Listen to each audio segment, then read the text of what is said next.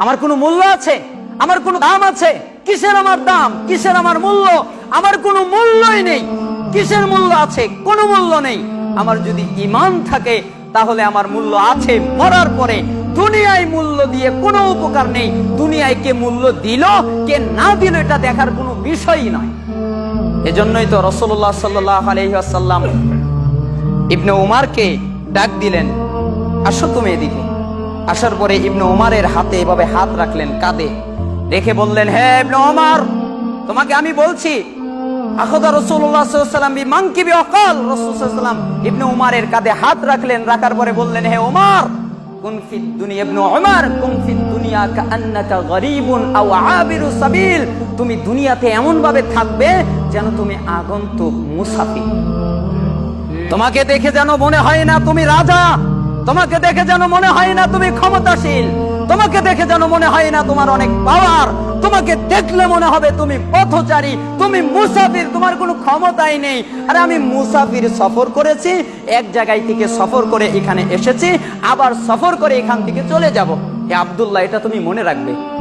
তখন ইবনে ওমর বলতেন, ইযা আমসাইতা ফালা তানতাযিরি সাবাহ ওয়াইদা আসবাহতা ফালা তানতাযিরিল মাসা ওয়াকুন মিন সিহাতিকা লিমারাদিক ওয়া মিন হায়াতিকা লিমাউতিক।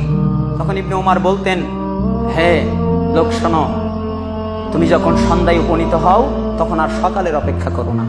তুমি যখন সকালে উপনীত হও তখন আর সন্ধ্যার অপেক্ষা করো না। তুমি যখন সুস্থ থাকো তখন অসুস্থ হওয়ার আগেই তুমি তোমার প্রস্তুতি নাও। তুমি যখন জীবিত আছো মরে যাওয়ার আগেই তুমি তোমার প্রস্তুতি নিয়ে নাও। দেখেছেন বাক্য কত কঠিন। সহিহ বুখারী 6416 নম্বর হাদিস। রাসূলুল্লাহ সাল্লাল্লাহু আলাইহি ওয়াসাল্লাম এক বাক্য বললেন, আর আব্দুল্লাহ আরেক বাক্য বললেন। আব্দুল্লাহ ইবনে উমর তিনি আরেক বাক্য বললেন যে যখন সন্ধ্যায় থাকো তখন আর সকালের অপেক্ষা করো না। তুমি তো সকাল পাবে কিনা এটা তোমার জানা নেই। তোমার চিন্তা এটা নয়, তোমার চিন্তা সকালে যাওয়া নয়, তোমার চিন্তা সকালে কিছু করার নয়।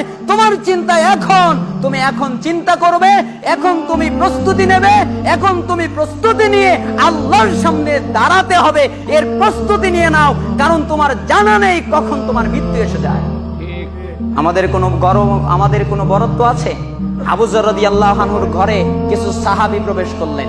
আবু যর রাদিয়াল্লাহু আনহুর ঘরে প্রবেশ করার পরে দেখে আবু যর রাদিয়াল্লাহু আনহুর ঘরে কিছু নাই। কিছু নাই মানে কি?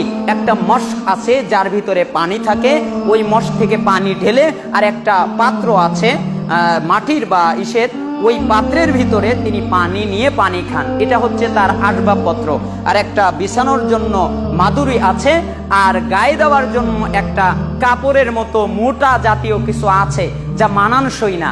তখন কিছু সাহাবী ঘরে ঢোকার পরে বললেন, হে আবু যর রাদিয়াল্লাহু আনহু, মনে হচ্ছে আপনাদের আলাদা আরেকটা ঘর আছে, তাই না? এই কারণে এই ঘরে কিছু নাই। তখন আবু যর বলছেন, না, ঘর এটাই, আলাদা আর কোনো ঘর নাই, এটাই ঘর। তখন বলছেন, তাহলে মাল সামানা কই? তখন বলে, মাল সামানা নেই, এগুলোই তো আমাদের মাল সামানা, এটাই তো আমাদের প্রয়োজন, আর তো কিছু প্রয়োজন নেই। তখন বলে, না, দুনিয়ায় চলতে গেলে কিছু তো মাল সামানার প্রয়োজন আছে, এগুলো থাকলে তো আর দোষের কিছু নাই। তখন আবু যর রাদিয়াল্লাহু আনহু বলছেন, হে সাহাবীরা শোনো, যে এই ঘরের মালিক, ওই মালিক নোটিশ দিয়ে দিছেন আমাকে নোটিশ দিয়ে দিছেন, হে আবু যর, যখন তখন তোমাকে ঘর ছাড়তে হবে, তোমার ঘরে থাকার অনুমতি নাই। যখন তখন, কোনো সময় দেওয়া হয় নাই, যখন তখন তোমাকে ঘর ছাড়তে হবে। ওই ভয়ে আমি আবু যর কিচ্ছু করিনি এই ঘরে। কেন? এই ঘরই তো আমার নয়, এখানে তো আমি থাকবোই না, এর জন্য আমি কিছু করিনি। আমার ঘর কোনটা? ওই আখিরাত হচ্ছে আমার ঘর। যা কামাইয়ের প্রয়োজন আমি সব ওই আখিরাতে রেখে দিয়েছি, ওইখানে আমি জমা করেছি, আমার আসবাবপত্র ওইখানে। দেখেছেন তাদের ঈমান।